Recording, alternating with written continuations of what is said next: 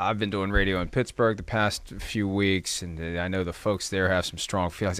You cannot be serious about Mason Rudolph being your starting quarterback. I saw he was in studio with Jim Rome the other day. It's like, this isn't Marlon Brando. It's Mason Rudolph. I mean, we've seen enough. We've seen enough from Mason Rudolph. This isn't, oh, this guy's got untapped potential, and let's see what he can do. He's been quietly developing all these years. We've seen enough. Now watch, he's going to come out and throw for 5,000 yards. But I feel like we've seen enough. Yeah, I'm with you. I feel like we've seen enough, too. I mean, again, I know it was still young in his career, but I mean, they put him on the bench for Duck Hodges. All right, let's not forget about that. The play wasn't good enough, and they went Duck Hodges. Just even last year. You talk about last year, the Detroit game where he plays. I mean, it was below average play. I mean, they tied Detroit because he missed some wide-open receivers and didn't play good enough, period. I mean, the Steelers coaches almost made comments about it after the game, basically saying, yeah, it wasn't good enough. He knows that. Hey, talk about last preseason. I mean, we talked about, hey, is Big Ben going to have one more last gasp of, good play? And then after that, we didn't talk about Mason Rudolph. We talked about, man, Dwayne Haskins looks good in the preseason. Man, maybe he's the heir apparent. And now we're just going to say Mason Rudolph's the guy? I mean, I got to think Pittsburgh's still looking. Of course, the draft is still an option there. Haskins does have potential, but I'm with you. I'm part of the crowd that goes, what? Mason Rudolph's going to be your starter? I mean, what is there to look at to think that's going to work or going to have success unless your defense is just the most dominant defense in football? Chris, something you brought up recently, and we kicked it around, the idea of Deshaun Watson to Pittsburgh with Brian Flores there as an assistant coach. Flores was very motivated to get Deshaun Watson to Miami last year, as were others in the organization. Right. Jerry Dulac of the Pittsburgh Post-Gazette reported yesterday, as this notion of Deshaun to Pittsburgh was starting to gain some steam, our guy Sean King was throwing it out there, and King was with Mike Tomlin in Tampa Bay, so people are thinking, oh, he's hearing something. Jerry Dulac reports the Steelers are not interested. All caps are not interested. They shut that Watson. up. Yeah. So that means phone call from Art Rooney to Jerry Dulac. Right. That's the only way that you go all caps are not. I know we're not supposed to speculate on sources. That's the only way you go all caps are not, is if the boss calls and says, please shoot this down now. We are not trading for Deshaun Watson. Agreed there. I mean, it's somebody there. It's somebody with the voice of Art Rooney, that's calling, whether it's his assistant or, the head of media. It's Art. For something like this, it's Art. The head of media maybe just going, hey, I'm calling on Mr. Rooney's behalf, and he just wanted you to tell that there's no freaking way that's happening. I mean, you're right. That was a defiant no, and that squashed that rumor in a hurry. So that's what do you do? What do you do? I don't know, What do man. you do? I don't know what Jimmy to tell Garoppolo? you. I mean, yeah, Wouldn't Jimmy. it be something if the Steelers and Colts get into a bidding war over Jimmy freaking Garoppolo? I mean, it's possible. I mean, again, Pittsburgh has some parts of their team where you look at it and go, damn, there's some things that I still like, and there's, they could still be a pain in the butt in the AFC next year. But they got to figure out what they want to do. And you're right, as we've talked about. I mean, Jimmy G really seems to be the only guy out there, all right, that has real experience that you'd go, okay, we can win with this guy. There's Jameis Winston out there, and we know that, but there's questions, and he's coming off an ACL injury. So, I mean, man, the options are limited. And I'm kind of shocked we're in this situation with some of these teams. And what it really does is I think it's, just sit here at first glance and I go, it's going to help all these guys in the draft. It's going to help all the draft quarterbacks that we know this is kind of an underwhelming, not as talented class of guys we've seen, but now they're going to get overvalued because I think we're going to have some teams here that are going to go, damn, we don't have a quarterback. We need to do something. We need to get somebody for at least this year or the thought of next year. So it might boost the draft guys' stock here a little too. This is one of those years where teams go back in their files and look at their scouting reports for players who entered the NFL via past drafts. And only the Steelers know what their 2017 intelligence was on Mitchell Trubisky. That's one that stands out to me as a possibility, depending on what they thought of him back in 2017. When you look, I mean, if you're thinking about, a Ben Roethlisberger type, you could argue there's some young Ben Roethlisberger and Mitchell Trubisky, couldn't you? Yeah, definitely. Yeah, he's got the ability to kind of run around in the pocket, make plays that way, and still throw the ball down the field. Again, I think Mitchell Trubisky was unfairly treated in Chicago, as we've talked about. Yeah, he'd be a guy that, if I was looking to go, wait, all right, we don't really know. There's nobody out there that just smacks us in the face. Here's a guy that either way can be a really good backup or has a chance to be actually something. Trubisky is that guy. I mean, you look at him. Mariota, I will say, again, there's another guy. He did go to the playoffs with the Tennessee Titans. We know there's some potential. You brought it up yesterday. There's a little bit of an injury history. There's no doubt. Throwing the football. He's not the greatest thrower, as far as starting quarterbacks are considered, but still very good. That's the names we're getting to here, I think, with some of these teams we're going to bring up, and of course, Pittsburgh being one of them.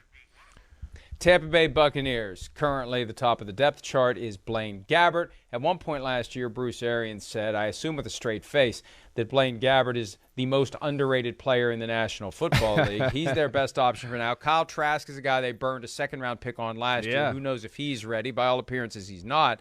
What do they do as they leave a light on for Tom Brady? But, as I said yesterday, they can go ahead and turn that light off. He's not playing for the Buccaneers. No, this he's year. not. He's never playing for the Buccaneers again. That's over. That's done. The only question is, does he play for someone else? Yes. So who do the Buccaneers get? And as I've said, Teddy Bridgewater was their plan B 2 years ago if they didn't get Tom Brady. Yeah, I mean, you get into the Teddy Bridgewater conversation. I mean, that would be one team that I would go, again, I know that you got to talk about this with ownership and everything. But this is one team that I seriously look at and go, why would they not be in the Deshaun Watson sweepstakes? Why? This is a team that we know, again, it doesn't matter. They are a Super Bowl contender.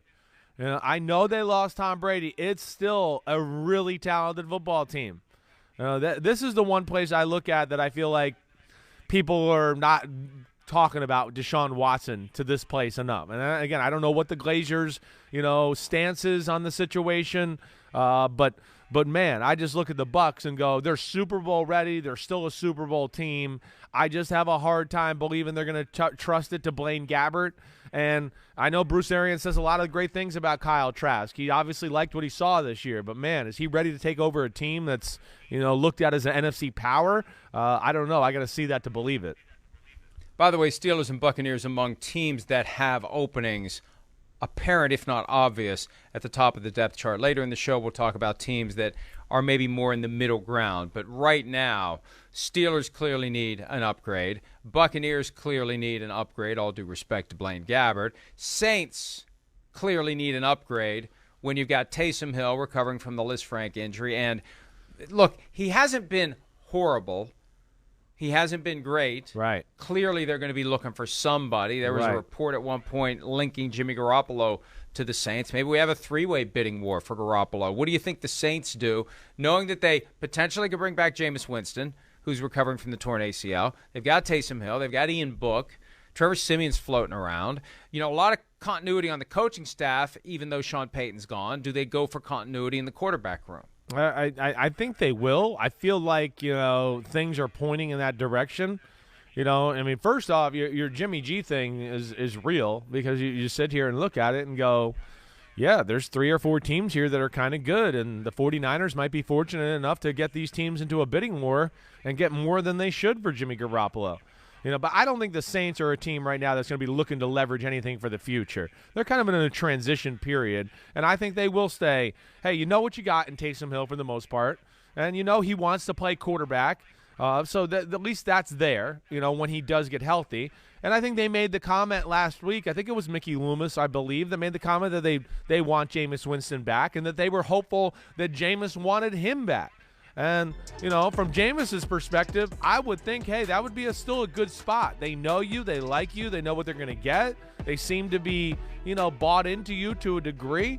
I feel like the Saints are probably one of those teams that I look at that's going to be sign Jameis back, have Taysom Hill, and try to kind of evaluate it from there. We mentioned the Seattle Seahawks earlier as a potential destination for Deshaun Watson. If they are interested in making that trade, they clearly have the assets now to make that trade if they choose to do it. Other than Deshaun Watson, and there's a report that the Seahawks do have interest in Deshaun Watson. I'm not sure who that report comes from at this point, but there is a report out that there's interest. Other than Watson, what's out there for the Seahawks? Is it Drew Lock? Is it Geno Smith? Is it someone else? Yeah, maybe. Tyrod Taylor's another name that I would think about up there. You know, he could play a brand of football I think that Pete Carroll would like. He doesn't turn the ball over. He can make a few plays with his legs. He's a good deep ball thrower. You know, that would be a guy I would look at.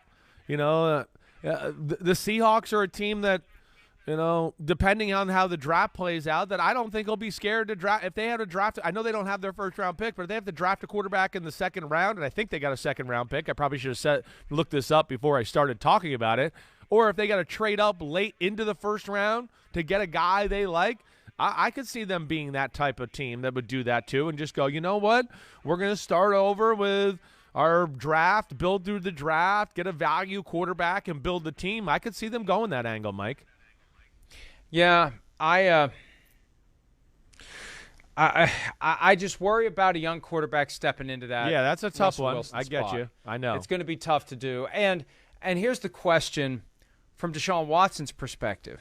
Do you want to go to a rebuild, a clear rebuild, right? A clear and obvious rebuild? Yeah, you got DK Metcalf, Tyler Lockett. Your offensive line isn't great. We've already seen him run for his life in Houston. He would be reunited with Dwayne Brown if they keep Dwayne Brown because he's a free agent. But I don't know that that's a spot.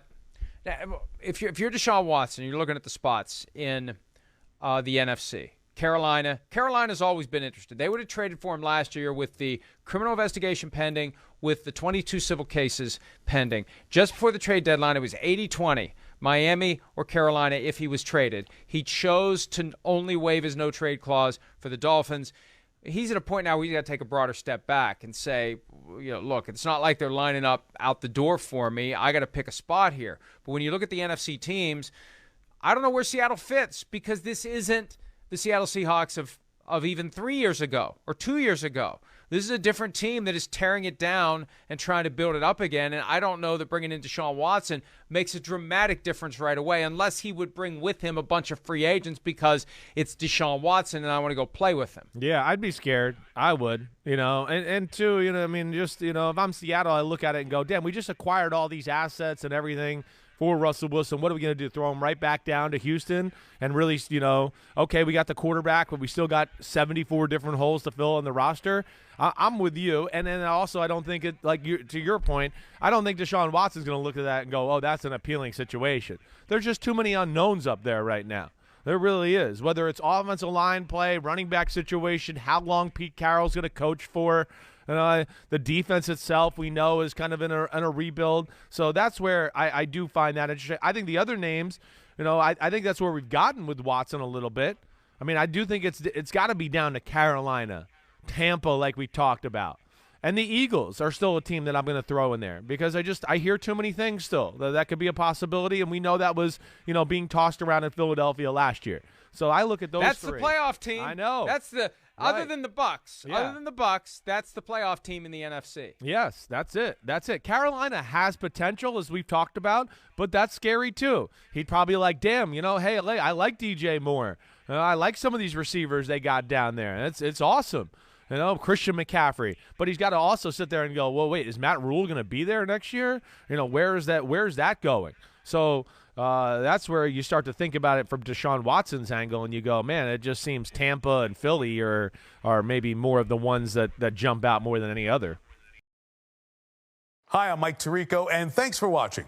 Make sure to hit subscribe for the latest news and highlights from NBC Sports.